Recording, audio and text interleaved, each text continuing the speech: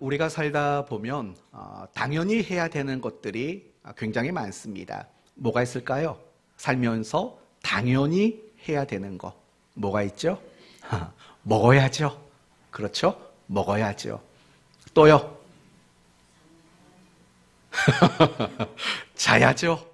뭐 이런 것들은 살면서 당연히 해야 되는 일들이에요. 내가 원하는 어떤 물건을 가지기 위해서는 그 물건의 값을 우리는 지불해야 되죠. 이런 거 당연한 일들인 거예요. 내가 건강하기 위해서는 어떻게 해야 됩니까? 열심히 운동을 해야죠. 그렇죠? 열심히 운동을 해야 됩니다. 당연한 겁니다. 학생들은 학교에서 열심히 공부해야 합니다. 당연한 겁니다. 시간을 지켜야 되고 약속을 지켜야 합니다. 당연한 겁니다. 대한민국 국민이라면 당연히 세금을 내야 합니다. 이것도 당연한 겁니다. 법을 지켜야 됩니다. 당연한 겁니다. 이렇듯이 우리는 인생을 살면서 당연히 해야 되는 것들이 굉장히 많습니다. 그리고 당연히 해야 하는 그것들을 하지 않을 때 우리는 참 큰 어려움을 당할 수밖에 없는 겁니다. 그런데 우리가 그리스도인으로서 신앙생활을 하는 가운데에서도 당연히 해야 되는 것들이 많습니다. 뭐가 있을까요? 예배를 드려야죠. 또 자야죠. 기도해야 되죠. 또 묵상해야 되죠. 전도해야 되죠. 사랑해야 되죠. 용서해야 되죠. 품어야 되죠. 할 것들이 너무나도 많이 있습니다.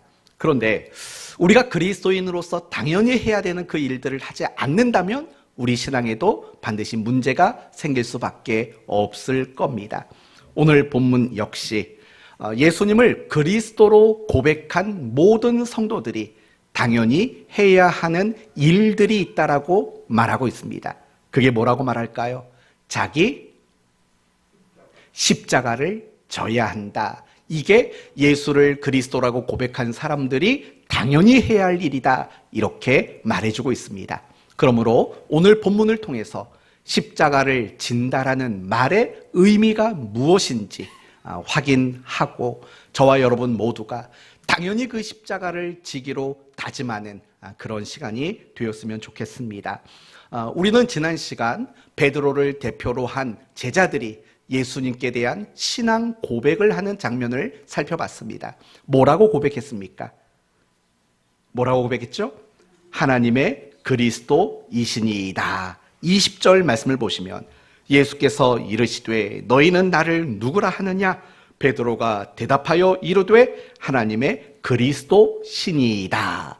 이걸 마태복음식으로 바꿔서 말한다면 주는 그리스도시요 살아계신 하나님의 아들이로소이다 라는 신앙 고백을 베드로를 비롯한 제자들이 예수님께 하게 됩니다. 이제 오늘 본문은 그것과 이제 연관되어 시작하는 겁니다. 예수님을 그리스도라고 고백한 자들, 그들에게 예수님이 자신에게 앞으로 일어날 일들이 무엇인가를 설명하는 내용입니다. 22절을 보시면 이르되 인자가 많은 고난을 받고 장로들과 대제사장들과 서기관들에게 버림받고 죽임을 당하고 제3일에 살아나야 하리라. 그리스도라고 고백한 그 제자들에게 예수님이 말씀하십니다. 나는 고난을 당할 것이고 버림을 받을 것이고 끝내 죽임을 당할 것이다. 이렇게 이야기를 합니다. 그러면서 예수님은 제자들에게 한 가지 더 이야기합니다. 그게 23절이죠.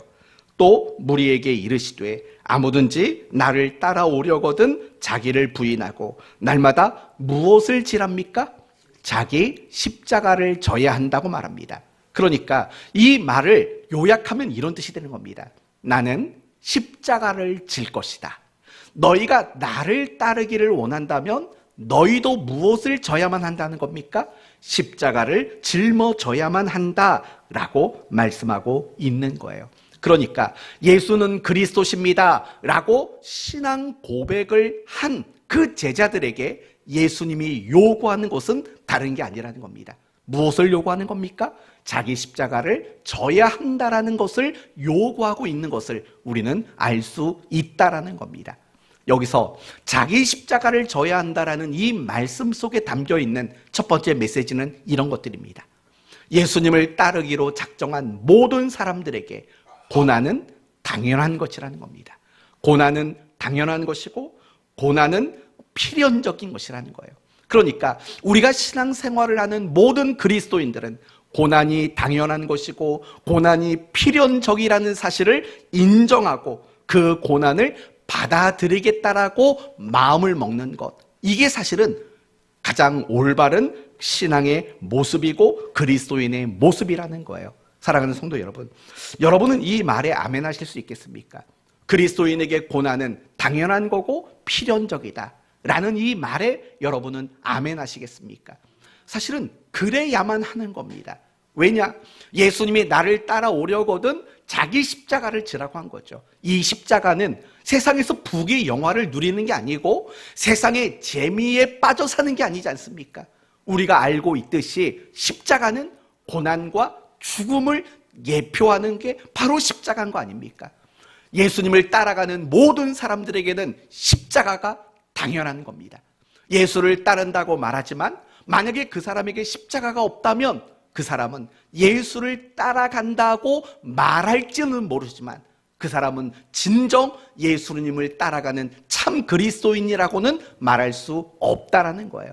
그렇기 때문에 예수를 믿는 사람들, 예수님을 따라가는 모든 사람들에게는 고난이 당연한 것이고 필연적인 것일 수밖에 없다라는 거예요. 사실 성경은 누누이 우리에게 그걸 강조해요. 하나님을 믿는 사람들, 그리스도인 된 자들은 모두가 고난이 당연한 거고 필연적일 수밖에 없다는 걸 성경은 우리에게 말한다고요. 요한계시록 7장 13절 말씀을 보시면 14만 4천 명에 대한 이야기가 나와요. 몇 명에 대한 이야기요? 14만 4천. 이 사람들은 누굴까요? 14만 4천이 누구죠? 신천지. 이렇게 말하면 안 되죠. 신천지 사람들은 주장을 하죠. 자기들이 14만 4천 명이다 라고 주장을 한다고요. 그게 아니라 계시록 7장에서 말하는 14만 4천 명이란 누구냐? 구약시대와 신약시대, 하나님께 구원받기로 작정된 모든 사람의 총수, 그게 바로 14만 4천이라는 말 속에 담겨있는 뜻이라는 거예요. 그런데 중요한 건 뭐냐면 계시록 7장 말씀을 보시면 이 14만 4천 명이 어디에서 나온 자들이라고 묘사를 해요. 혹시 아시겠습니까? 환란이죠. 맞아요. 그들을 향해서 뭐라고 말하냐면 큰 환란에서 나온 자들이다 라고 묘사를 한다고요. 그러니까 14만 4천 명. 제가 어느 순간부터 설교할 때 그러니까라는 말을 너무 잘 쓰는 것 같지 않습니까? 글구요라는 말도 잘 쓰고 여하튼이라는 말도 잘 쓰고, 다시 얘기해 봅시다. 14만 4천 명은 구원받는 모든 사람들을 이야기하는 거예요. 이 14만 4천 명 속에 여러분 계신가요? 계셔요, 안 계셔요? 계시다고 저는 믿습니다. 그렇다면 여러분 모두는 다 어디에서 나온 자들인 거죠? 환란에서 나온 자들이라는 거예요. 고난에서 나온 자들이라는 거예요. 그러니까 또 그러니까래요. 14만 4천 명은요 모두가 환란, 고난에서 나온 사람들이에요. 그 중에 단 한 명도 환란과 고난에서 나오지 않는 자들이 없는 거예요. 결국 이 말씀들은 무엇이냐? 그리스도인들은요 고난은 당연한 거예요. 고난을 당하는 거 당연한 거라고요. 그래서 성경은 뭐라고 말하냐면 베드로 전서 4장 12절 이하에 이런 말이 나와요. 사랑하는 자들아, 너희를 연단하고 하려고 오는 불시험을 이상한 일 당하는 것으로 이상히 여기지 말고 오히려 너희가 그리스도의 고난에 참여하는 것으로 즐거워하라 라고 말을 하는 거예요. 어떤 고난이 찾아오고 어떤 괴로움이 찾아와도 그건 이상하다, 이상하지 않다? 이상하지 않다는 거예요. 왜요? 당연한 거니까, 필연적인 거니까 그것은 당연한 일이라는 거예요. 그러면서 디모데후서 3장에는 이런 말이 나와요. 무릇 그리스도 예수 안에서 경건하게 살고자 하는 자는 무엇을 받으리라? 경건하게 살고자 하는 자는 무엇을 받으리라? 박해를 받으리라. 박해를 받으리라. 이 모든 구절들을 다 우리에게 무엇을 말하느냐? 우리가 그리스도인으로 살아가는 것, 그것은 이미 고난의 경주라는 거예요. 이미 우리 모두는 이 고난 안에 들어와 있는 자들이 되었다라는 거예요. 그렇기 때문에 예수를 그리스도라고 고백하는 우리 모두에게는 고난이 당연한 것이고 고난은 필연적일 수밖에 없다라는 거예요. 그렇다면 이제 생각해 볼 것은 이런 거죠. 아니, 왜 우리에게는 고난이 당연한 것일까? 우리에게는 왜 고난이 필연적일 수밖에 없을까라고 생각해야 돼요. 그 이유는 뭐라고 생각하십니까? 우리가 따르는 예수님이 앞장서서 무엇을 당하셨기 때문입니까? 고난을 당하시고 죽음을 당하셨기 때문에 그런 거예요. 따라서 우리가 예수 그리스도를 따른다라는 말은 어떤 말이냐면 세상적 삶을 거부한다라는 뜻이에요. 세상적 삶을 거부하는 거예요. 예수님을 따라가는 거지 우리는 세상을 따라가는 게 아니에요. 그래서 예수님을 따르는 것은 결국 무엇으로 나타나느냐? 세상적 삶을, 세상의 방법이 되는 삶을 거부하는 것을 선택한 자라는 것으로 우리의 신앙은 나타나게 되는 거죠. 이 말을 여러분이 이해하기 쉽도록 설명하면 이런 거예요. 오른뺨을 때리거든 왼뺨을 돌려대는 거예요. 겉옷을 가지고자 하는 자들에게는 속옷을 주는 거예요. 억지로 오리를 가자 하거든 심리를 동행해 주는 거예요.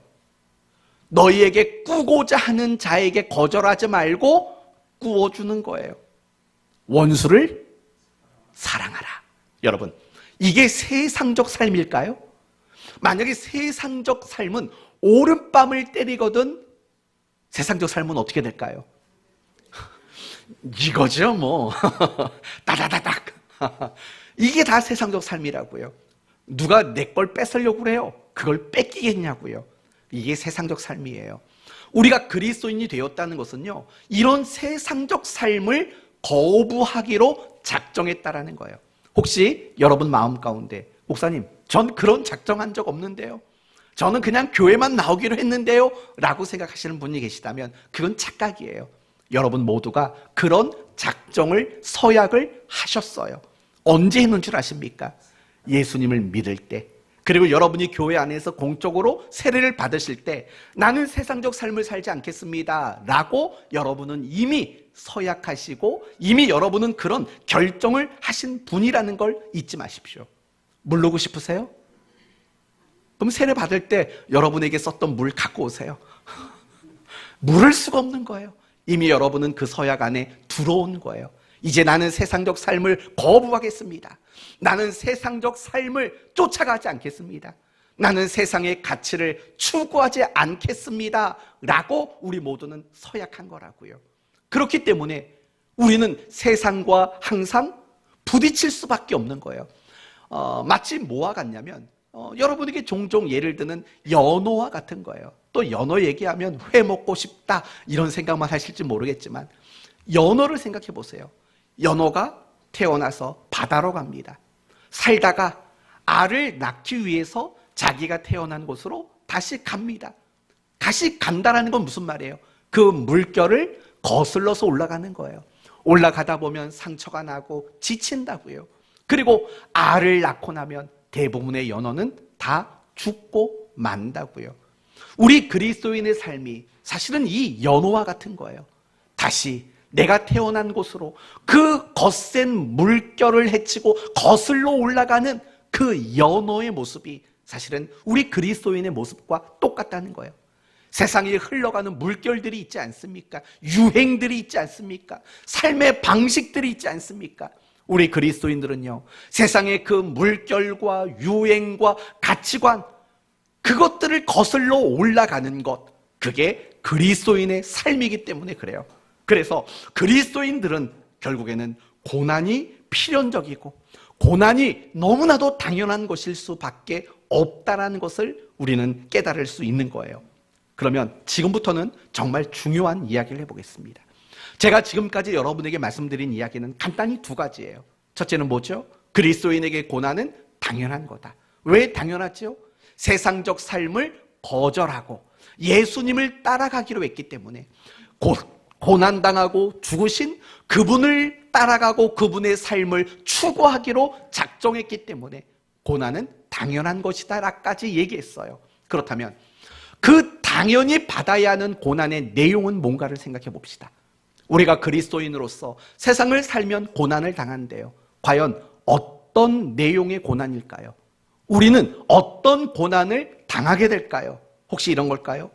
신앙이라는 이유로 누구에게 미움을 받는 고난? 이런 고난 받을까요? 받을 수 있죠. 또는 신앙을 위해서 내가 차별과 불이익을 당하는 고난? 이런 고난 있을까요? 있을 수 있죠. 또 더 나아가서 세상과 타협하지 않아서 내가 손해를 보는 고난 있을까요? 이것도 당연히 있을 수 있습니다. 하나님의 뜻대로 살고 하나님의 말씀에 순종하면서 겪게 되는 피곤함, 억울함, 이런 손해, 이런 고난 있을까요? 당연히 있을 겁니다.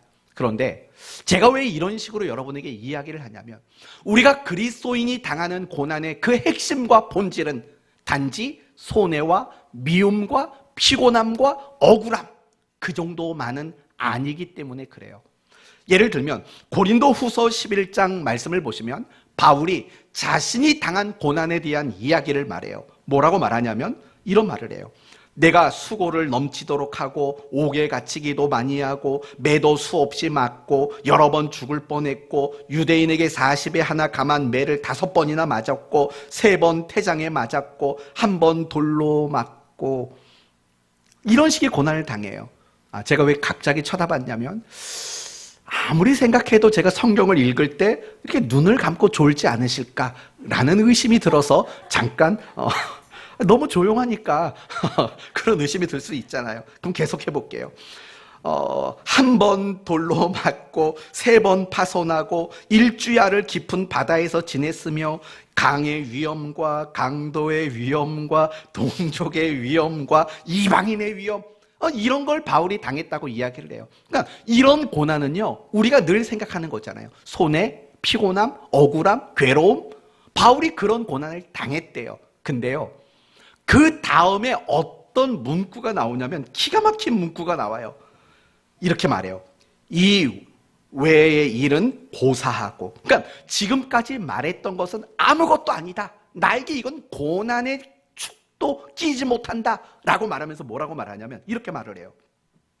아직도 날마다 내 속에 눌리는 일이 있으니, 그럼 눌린다는 건 뭐예요? 마음이 괴로워 죽겠다라는 거예요. 지금 엄청난 고난을 날마다 느낀대요. 그게 뭐냐면 곧 모든 교회를 위하여 염려하는 것이다 라고 말을 해요. 성도들을 염려하고 교회들을 염려하는 것이 바울에게는 진정한 고난이라는 거예요. 그렇다면 바울은 왜 성도들을 염려하고 있을까요? 지금 바울은 왜 여러 지역에 있는 교회들을 왜 염려하고 있을까요? 그 이유는 많은 성도들과 많은 교회들이 성경이 말하는 진정한 고난을 당하고 있었기 때문이에요. 조금 전에 여러분에게 말했던 어떤 피곤함과 매맞음과 아픔과 고통과 손해와 불이익과 억울함, 이런 건 진짜 고난이 아니라는 거예요. 그렇다면 진짜 고난은 무엇이냐? 바로 이런 거죠. 내가 예수를 믿고 신앙을 가졌어요. 열심과 열정을 가졌어요. 그리고 날마다 충성되게 살아요. 그런데 내 현실이 개선되질 않아요. 내 현실이 하나도 달라지지를 않아요. 그런 우리를 보며 세상에 믿지 않는 사람들이 손가락질을 해요. 비웃어요. 조롱을 해요. 모욕을 해요. 그게 바로 성경이 말하는 고난의 핵심인 거예요. 그게 성경이 말하는 고난의 핵심이라고요. 우리는 늘 그런 기대를 갖잖아요. 내가 예수를 믿고 열심과 열정을 가지고 충성됨으로 살아가면 세상에서 남부럽지 않은 삶을 살 것이다라는 기대를 나름대로 가진다고요. 그러나 그게 아니라는 거예요. 열심을 가지고 최선을 다해서 내가 그리스도인으로 살아가지만 내 현실은 하나도 개선이 되질 않아요. 그러니까 사람들이 자꾸 그렇게 말하는 거죠. 야, 너네 하나님 도대체 어디 있는 거야? 너 그렇게 열심히 믿음 생활하고 신앙 생활하고 교회 다니는데 왜 맨날 가난해? 왜 맨날 아파? 왜 맨날 하는 일마다 안 돼? 이런 식의 조롱을 당하고 이런 식의 손가락질을 당하는 것, 그게 성경이 말하는 진정한 의미의 고난이라는 거예요. 바울이 자기의 육신이 겪었던 그 힘든 시간들, 그것들은 고사하고 날마다 내 마음을 눌리게 하고 있는 것, 그게 뭐라고 말했습니까? 내가 모든 교회를 염려함이라. 모든 교회와 모든 성도들, 그들이 지금 당하고 있는 것은 그들이 하나님만 붙잡고 사는데도 나아지지 않는 현실, 그 현실을 보면서 사람들이 손가락질하고 비웃고 조롱하는 것, 그게 그리스도인이 당하는 가장 가치 있는 고난이라는 것을 바울은 알고 있었던 겁니다. 그게 바울에게 있어서 가장 큰 고난이라고 묘사하고 설명하고 있는 거죠. 이 이야기는요, 구약 성경으로 넘어가 보면 명확하게 나타나요. 시편 42편에 이런 말이 나와요. 여러분 아실 거예요. 사람들이 종일 내게 하는 말이 내 하나님이 어디 있느뇨 하오니 내 눈물이 주야로 내 음식이 되었도다. 사람들이 말해요. 아니, 너 하나님 백성이라며, 너 하나님께 맨날 그렇게 살아가는데 도대체 하나님이 있는 거 맞아? 왜 네 현실은 달라지지 않아? 라는 그 조롱이 눈물을 흘리도록 만든다는 거예요. 이게 성경이 말하는 신자의 고난의 핵심이고 본질이에요. 그 다음에 계속해서 이런 말이 나와요. 내 반석이신 하나님께 말하기를 어찌하여 나를 잊으셨나이까? 내가 어찌하여 원수의 압제로 말미암아 슬프게 다니나이까 하리로다. 내 뼈를 찌르는 칼같이 내 대적이 나를 비방하여 늘 내게 말하기를 네 하나님이 어디 있느냐 하도다. 이게 고난이라고요. 이게 바로 성경이 말하는 하나님의 백성들이 당하는 고난의 핵심은 바로 이런 것들이라고요. 여러분, 지난주가 남송하셨던 말씀 시편 126편 3절에서 6절 준비 시작.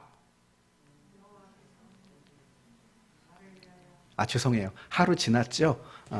전 깜빡했어요. 한 일주일은 기억하실 줄 알고 제가 읽어봐 드릴게요. 여호와께서, 아시는 분은 따라 하셔도 괜찮아요. 여호와께서 우리를 위하여 큰 일을 행하셨으니 우리는 기쁘도다. 여호와여, 우리의 포로를 남방 시내들 같이 돌려 보내소서. 눈물로 씨를 뿌리는 자는 기쁨으로 거두리로다. 울며 씨를 뿌리러 나가는 자는 반드시 기쁨으로 그 곡식단을 가지고 돌아오리라. 하나님 백성된 이스라엘 사람들, 그들이 포로로 끌려갔어요. 그 포로지에서 사람들이 말하는 거예요. 하나님 믿는다면서 근데 여기 왜 끌려왔어? 너희 우리 포로야. 여러분, 그렇게 조롱하는 것들, 모욕을 당하는 것들, 손가락질을 당하는 것들, 그게 바로 고난이라고요. 예수님의 십자가를 한번 더 생각해 볼까요? 예수님의 십자가는 참으로 고통스러웠을 거예요. 생각해 봐요. 손과 발에 대못이 박혔다고요. 머리에는 가시관을 쓰셨다고요. 그리고 옆구리에는 뭐가 있었습니까? 창에 찔린 창자국이 있었다고요. 굉장히 고통스러웠을 거예요. 한번 여러분 입장 바꿔놓고 생각해 봐요. 여러분 손바닥에 구멍이 난다고 생각해 봐요.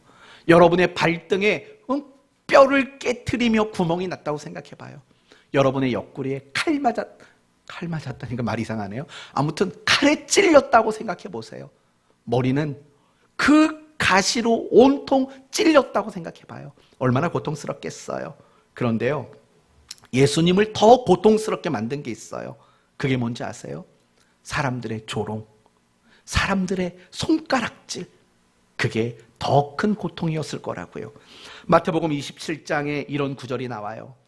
지나가는 자들은 자기 머리를 흔들며 예수를 모욕하여 이르되 성전을 얼고 사흘에 짓는 자여, 네가 만일 하나님의 아들이거든 자기를 구원하고 십자가에서 내려오라 하며 그와 같이 대제사장들도 서기관들과 장로들과 함께 희롱하여 이르되 그가 남은 구원하였으되 자기는 구원할 수 없도다.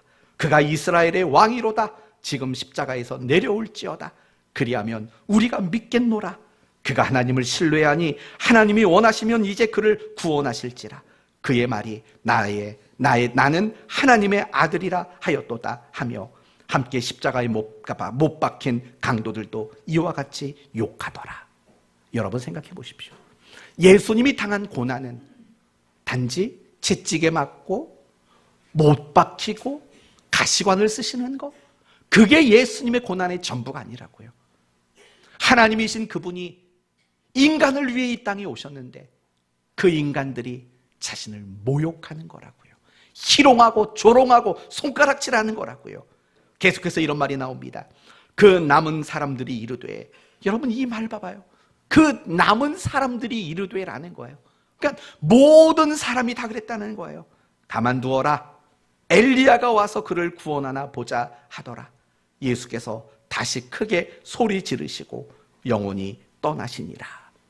예수님은 죽으시는 그 순간까지 인간에게 모욕을 당하고 조롱을 당하고 손가락질을 당하셨다라는 겁니다. 왜요? 메시아라고 말하는데 그가 겪고 있는 일은 메시아 같은 현실이 아니었기 때문인 거죠. 이게 바로 성경이 말하는 고난인 거예요.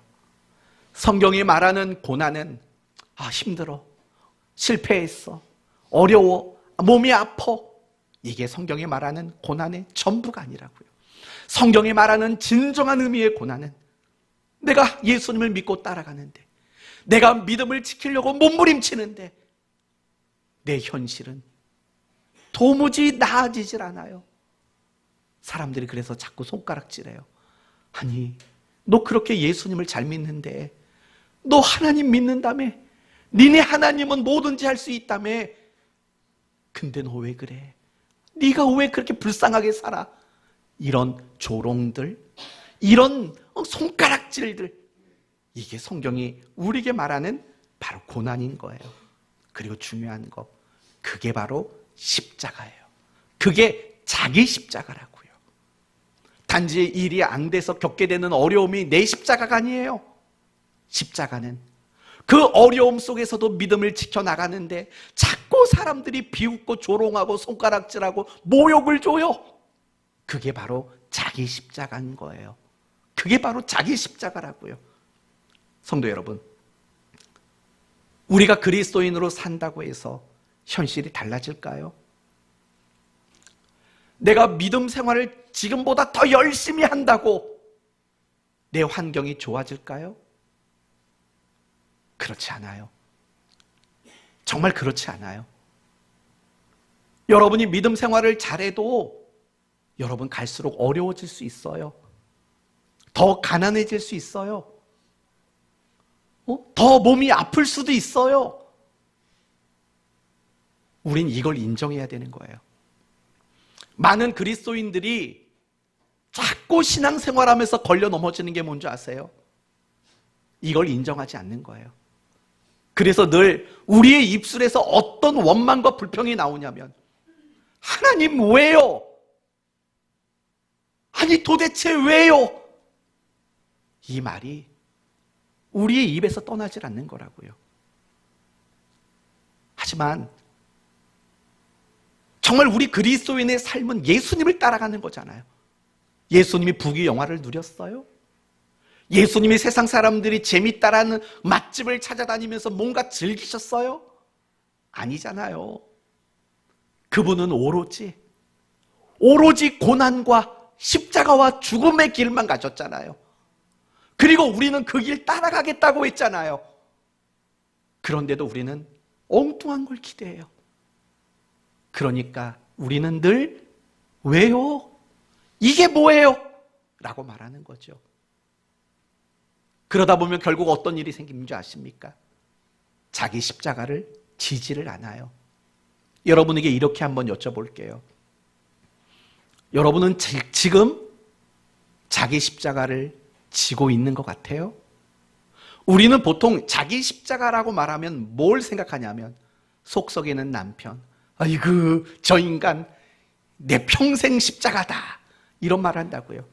공부 안 하고 사고 치는 자식들이 있으면 에이구 넌 내 십자가야, 우리는 늘 이렇게 말해요.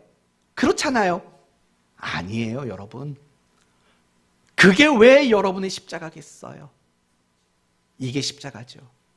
집사님, 그렇게 기도 많이 하는데 남편이 왜 맨날 그 지경이에요?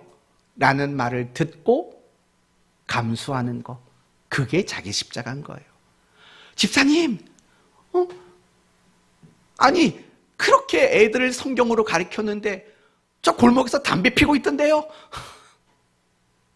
그런 말을 감수할 줄 아는 거, 그게 바로 십자가인 거죠. 단지 내 눈앞에 있는 어떤 어려움이나 어떤 문제들, 나를 괴롭게 하는 어떤 사람들, 그것만 내 십자가가 아닌 거예요. 그럼에도 불구하고 믿음을 지키고 신앙을 지키는데 사람들이 자꾸 손가락질하고 비웃고 모욕해요. 아니, 나는 당신 봐서는 교회 가올 마음이 없어. 뭐 교회 간다고 뭐가 달라져? 그런 비난을 감수하고 견뎌내는 거, 그게 바로 자기 십자가를 지는 거예요. 그러면 우리가 자기 십자가를 진다라는 말을 확인하려면 뭐가 있어야 되느냐? 첫째, 여러분이 믿음과 신앙 가운데 살아야 돼요. 그리고 여러분은 세상 사람들이 좋아하지 않는 그 현실을 감당해야 돼요. 그리고 사람들이 여러분에게 모욕을 주고 손가락질을 하고 여러분을 조롱해야 돼요. 그걸 여러분이 갖추고 있다면 여러분은 자기 십자가를 지고 있는 거예요. 그러나 그 세 가지 중에 하나라도 여러분이 갖추고 있지 않다면 미안하지만 여러분은 자기 십자가를 짊어지고 있는 것이 아닌 거예요. 그리고 그 말은 어떤 말이 되냐면 여러분은 지금 예수님을 따라가고 있지 않다라고 밖에는 말할 수 없는 거예요. 다시 한번 말해드릴까요? 믿음과 신앙을 가지고 살아야 돼요. 모두 다 그거 가지고 있잖아요. 그렇죠? 근데 괴로운 현실들이 여전히 나를 찾아와요. 여기도 여러분 다 맞죠? 그래서 내가 사람들에게 손가락질을 받아요. 저렇게 열심히 다니면 뭐해? 맨날 저 모양 저 꼴인데. 이런 조롱을 받아요. 그리고 그 조롱을 받고 그걸 감당하는 모습들이 있다면 여러분은 예수님이 말씀하신 아무든지 나를 따라오려거든 자기 십자가를 지라는 그 말이 여러분에게는 해당이 되는 거예요. 다시 한번 되물어 볼게요. 여러분은 자기 십자가를 지금 짊어지고 있으십니까? 여러분은 지금 자기 십자가를 감당하고 있는지 생각해 보셔야 돼요. 연말이 되면 방송에서 온갖 종류의 시상식을 한다고요. 연예 대상이며 연기 뭐며 아무튼 여러 가지 시상식을 해요. 그러면 트로피 하나 딱 들고 이렇게 말을 하죠. 감사합니다. 먼저 저를 지금 이 자리까지 오게 하신 하나님께 영광을 올려드립니다. 이런 얘기를 한다고요. 그런 기대를 깨트리셨으면 좋겠어요. 우리는 내가 뭔가 잘 돼서 하나님께 영광을 돌린다고 생각을 한다고요. 물론 그럴 수도 있어요.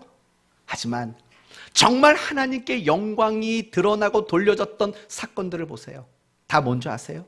절망 속에서, 실패 속에서, 그 속에서 하나님이 드러나도록 만드는 영광이 성경이 가장 강조하는 영광이에요. 다니엘은 굉장히 높은 직책을 가졌음에도 불구하고 끌려가 사자굴에 던져졌어요. 근데 그 사자굴에서 하나님께서 그를 지키셔서 그 모든 나라의 사람들이 정말 다니엘의 하나님이 참된 하나님이다라고 영광을 돌렸다고요. 손가락질, 조롱, 모욕을 당하는 일, 사실은 그 자리가 하나님께 영광 돌리는 가장 복된 자리라는 걸 잊지 마셔야 돼요. 그래서 저도 우리 사랑하는 교회 성도들은요, 트로피를 들고 나를 이 자리에 오게 하신 하나님께 영광 돌립니다라는 이런 기대를 내려놓으셨으면 좋겠어요. 왜냐? 우리가 걸어가는 길은 고난과 십자가의 죽음을 당하신 예수 그리스도가 앞장서서 가신 길이기 때문에 그래요. 우리는 지금 그 길을 따라가고 있어요.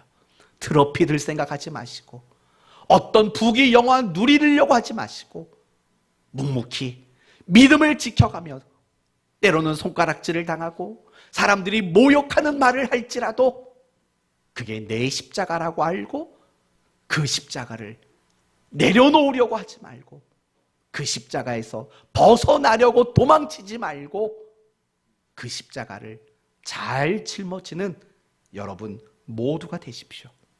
용기를 내십시오. 그러려고 마음을 먹으신 분이 있다면 축복합니다. 정말 그 십자가를 잘 지셔서 여러분이 마지막 날 주님을 배옵는 그날에 진짜 상을 받게 되기를 바랍니다. 세상 사람들이 들려주는 그 트로피가 아니라 주님께서, 날 위해 죽으신 그 주님께서 친히 여러분에게 씌워주는 그 영광의 면류관을 얻는 날들이 오게 될 줄로 믿습니다. 그날까지는 자기 십자가를 지셔야 돼요. 날마다 내가 십자가를 짊어지고 있는지를 잘 점검하시기를 바라요. 그런데 십자가를 지는 건 쉬울까요? 쉽지 않을까요? 쉽지 않아요. 그래서 우리에게 필요한 게 뭘까요? 바로 자기 부인이라는 말이 나오는 거예요. 여러분, 23절을 다시 한번 볼까요? 23절 준비되셨어요? 같이 읽을 거예요. 23절 시작.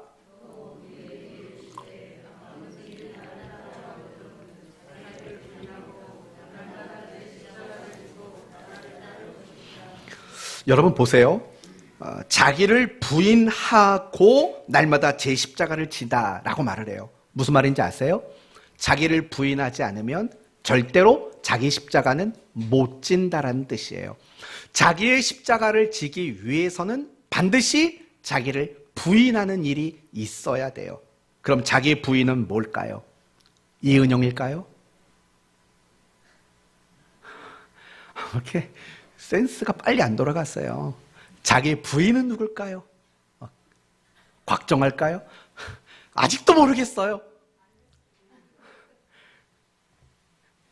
제가 원래 이렇게 우스갯소리 하는 사람이 아닌데, 네, 다시 원래대로 돌아옵시다. 자기 부인은 누굴까요? 김효선일까요? 네, 자기 부인이란 뭘까? 간단히 두 가지로 표현하면 이렇게 말할 수 있을 것 같아요. 이기심을 버리는 거, 그리고 자존심을 버리는 거, 이게 결국은 자기 부인인 거예요. 두 가지로 여러분에게 이 부분을 설명할게요. 고린도 전서 말씀을 보시면은요, 바울이 이런 말을 해요. 나는 영원히 무엇을 먹지 않겠다?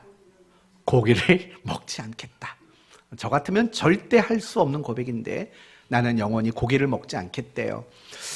바울이 그런 고백을 하게 된 이유는 뭘까요? 왜 고기 안 먹겠다고 그럴까요? 믿음이 연약한 사람들이 고기를 먹는 걸 보고 시험에 자꾸 드니까. 아니, 고기 먹는데 왜 시험이 들까? 이런 생각이 들지요. 그 이유는 그 시대 고린도 지역에서 유통되는 모든 고기는요, 반드시 어디를 거치냐면 우상의 신전에서 제물로 바쳐지고 그 다음에 정육점으로 유통이 되는 거예요. 그러니까 그 지역에서 먹게 되는 모든 고기는 다 누구에게 바쳐졌던 거예요? 우상에게 제물로 바쳐졌던 고기인 거예요. 그러니까 우리 식대로 말하면 누가 제사 드리고 제사 음식을 갖고 왔어요. 이거 드십시오. 옛날에 제가 말씀을 드린 것 같은데 어떤 권사님이 그 옆집에 있는 누가 제사를 드리고 제사 음식들을 갖고 왔대요. 그 권사님이 고맙습니다 하고 잘 받아가지고요, 땅에 파서 묻어서 버렸대요. 왜 그러냐면 귀신 올마 붙을까 봐. 어떤 느낌인지 아시잖아요. 근데 똑같은 거예요. 고린도 지역에 있는 성도들도요, 야, 이거 우상에게 바쳐진 고기인데 이거 어떻게 먹어? 초신자들은 그런 생각을 했다고요.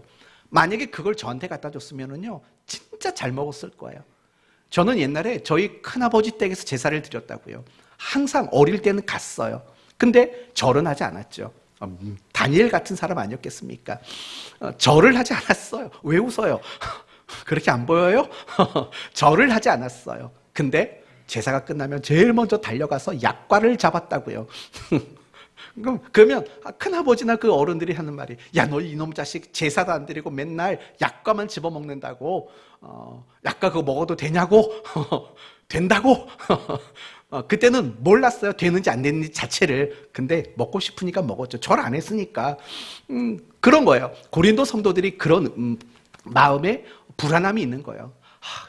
자기가 원래 그 우상에서 제사를 드리던 사람이었거든요. 근데 예수 믿고 교회 왔는데, 이 교회 왔더니 사람들이 그 고기를 먹는 거예요. 얼마나 찝찝하겠어요. 그래서 난 안 먹어, 못 먹겠어.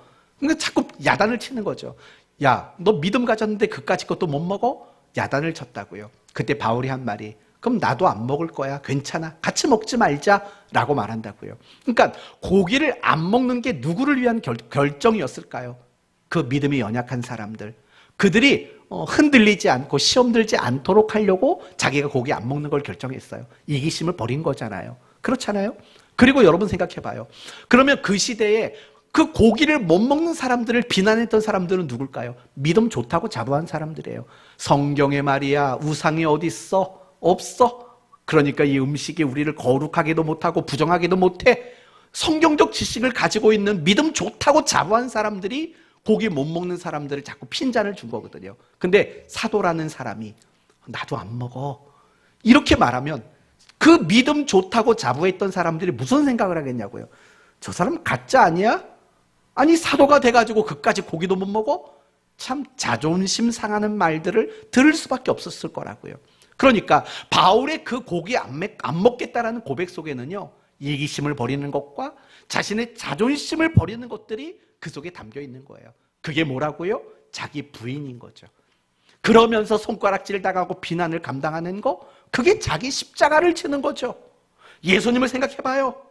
예수님이 이 땅에 오셔서 온갖 고난을 당했어요. 누굴 위해서요? 우리를 위해서. 이사야서 53장을 보면 이런 말들이 많아요. 우리의 질고를 지고 우리의 슬픔을 당하였거든 우리는 생각하기를 다 우리를 위해, 우리를 다 우리를 위해요. 예수님은 자기의 이기심을 버린 거죠. 우리를 위해서죠. 그리고 여러분, 예수님이 누구시죠? 한마디로 말하면 그분은 하나님과 본체시라고요. 그런데 그분이 인간의 몸으로 오셨고, 인간에게 재판을 받고, 인간의 손에 죽으셨고, 인간에게 손가락질을 당했다고요. 얼마나 자존심 상했겠어요. 그러나 그 자존심 상하지 않았어요. 버렸으니까. 이미 이 땅에 오시기 전부터 그분에게는 자존심이 없었으니까. 이기심과 자존심을 버리는 거, 그게 자기 부인인 거예요. 근데 여러분, 우리가 신앙생활을 잘하면 잘할수록요, 두 가지가 없어져야 되는 거예요.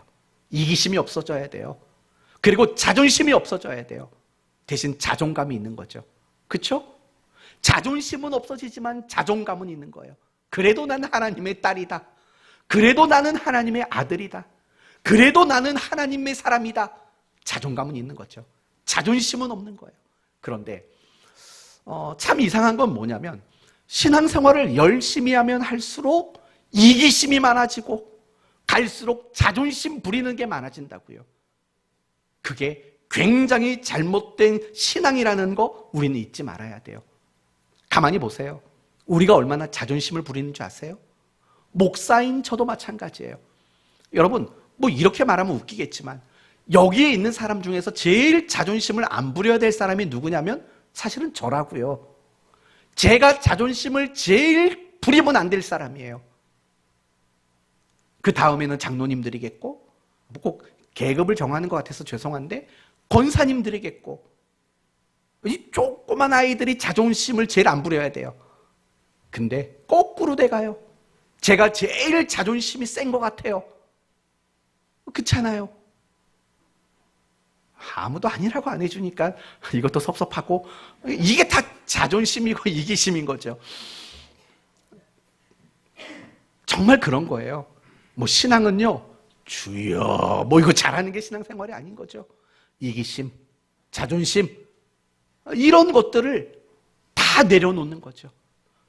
그게 결국 자기를 부인하는 일이라는 거예요. 기독교 신앙, 그리스도인의 삶이란 이기심을 버리고 자존심을 버리는 것으로 특징될 수밖에 없어요. 왜요? 예수님이 말씀하셨잖아요. 아무든지 나를 따라오려거든 자기를 부인하고. 예수님이 제자들 앞에 먼저 무릎 꿇고 그들의 발을 닦았다고요. 그렇잖아요. 이기심과 자존심과의 싸움이 어쩌면 신앙의 싸움일 수 있고 그게 영적인 싸움이 있다고요. 부부싸움 하시면 남편과 아내 서로 말 안 하죠. 먼저 말해줄 때까지 기다린다고요. 이런 싸움 하면 안 되는 거죠. 그렇죠? 네, 그런 싸움 하면 안 되죠. 이기심을 버리고 자존심을 버려야 돼요. 이게 자기 부인인 거예요. 이 말을 여러분이 조금 더 와닿도록 설명할게요. 제가 지금까지 여러분에게 들었던 얘기는 이런 거예요. 우리 그리스도인은 고난이 참 필연적이에요. 그런데 그 고난의 본질은 뭐냐? 내가 믿음대로 살았는데도 현실이 달라지질 않아. 그런데 사람들이 그런 나를 보면서 내 하나님이 어디 있느냐? 조롱하고 손가락질을 해요. 그게 고난이에요. 이런 고난을 감수하려면 자기를 부인해야 돼요. 자존심을 버리고 이기심을 버려야 돼요. 그러면 그런 사람에게는 어떤 모습이 나오냐? 이런 말이 나오는 거예요. 평안을 너희에게 주노라. 이게 되는 거예요. 이게 자기를 부인하는 사람이에요. 내 앞에 와서 내 멱살을 잡고 욕을 하고 조롱을 하고 손가락질해도 그 사람에게 이렇게 말하는 거예요. 너에게 평안을 주노라. 이게 자기 부인인 거예요. 마태복음 11장의 말대로 말한다면 수고하고 무거운 짐진 자들아 다 내게로 와라. 내가 너희를 쉬게 하겠다. 이게 바로 자기를 부인하는 거예요. 성도 여러분, 우리가 신앙생활 하다 보면 여러분을 아프게 하는 사람이 있어요. 힘들게 하는 사람이 있어요. 그런 사람들에게 말씀하셔야 돼요. 평안을 주노라. 내가 너를 쉬게 하겠다. 사실 이게 바로 예수님의 모습이신 거거든요. 우리는, 인간은 늘 하나님을 모욕하며 살아왔다고요. 거역했다고요. 그런데 그 주님이 오셔서 그 인간들의 대표인 제자들에게 말하죠. 내가 너희에게 평안을 끼치노니 수고하고 무거운 짐진 자들아 다 내게로 오라. 내가 너를 쉬게 하겠다. 이게 바로 자기 부인이에요. 여러분은 이 일을 하고 있나요? 꼴배기 싫어요. 마음에 들지 않아요. 그래도 그에게 평안을 끼치는 사람. 그래도 그에게 내가 너를 쉬게 하겠다. 쉼을 주는 사람. 바로 이 사람이 자기를 부인하는 사람이죠. 그래서 갈라디아서 5장은 뭐라고 말하냐면 서로의 짐을 져주는 자가 되라. 짊어지는 자가 되라. 라고 말하고 있는 거예요. 신앙생활을 잘하면은요, 누구에게든 평안과 쉼을 주는 사람이 되는 거예요. 설령 그가 나를 조롱해도 싸우질 않지요. 설령 그가 나를 모욕하는 일을 해도 그 사람의 멱살을 잡지 않고 평안을 주노라, 쉬게 하노라 라는 바로 이것이야말로 자기를 부인하는 자의 가장 참다운 모습인 것 우리 모두는 잊지 않았으면 좋겠습니다.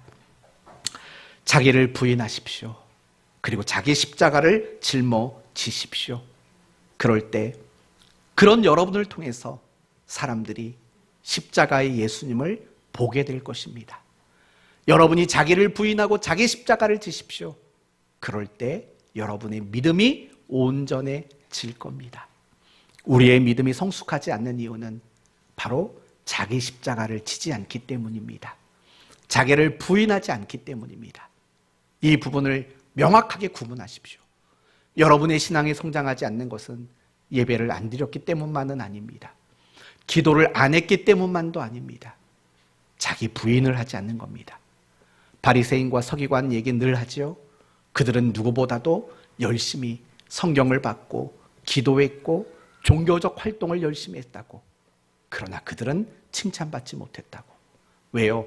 그들에게선 도무지 찾아볼 수 없는 것이 자기 부인과 자기 십자가를 지는 일이 없었기 때문에, 그들의 모습 속에서는 내가 너에게 평안을 주노라가 없었지요. 그들의 모습 속에는 다 내게로 오라, 내가 너희를 쉬게 하겠다라는 것이 없었지요. 아니, 어찌하여 안식일에 하지 못할 일을 하셨나이까? 참나마도다. 어찌 사람이 죄를 사할 수 있는가? 이게 온통 그들의 모습이고 그들의 말이었고 언어였죠. 그런 언어가 우리에게 없어져야 되는 거예요. 아니, 왜 그렇게밖에 못해? 이건 아니죠. 그건 자기 부인이 아니라 그건 자기 강화인 거죠. 우리가 조금만 신앙의 방심을 하게 되면 자기 부인이 자기 강화로 바뀔 수 있다는 거 잊지 말아야 됩니다. 옆에 계신 분들 한번 지극한 눈으로 지그시 쳐다보세요. 쳐다보세요. 그리고 이렇게 말해보세요. 평안을 주노라.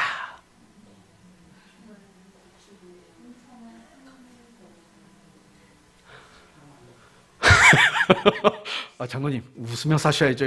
평안을 주노라 하면 되겠습니까? 또 쉬게 하노라. 두 사람 싸웠어요? 결국 그거예요. 그게 자기 부인이고 그게 자기 십자가를 지는 거예요. 그 사람이 누구든 상관없어요. 손가락질, 조롱, 비난 누구도 상관없어요.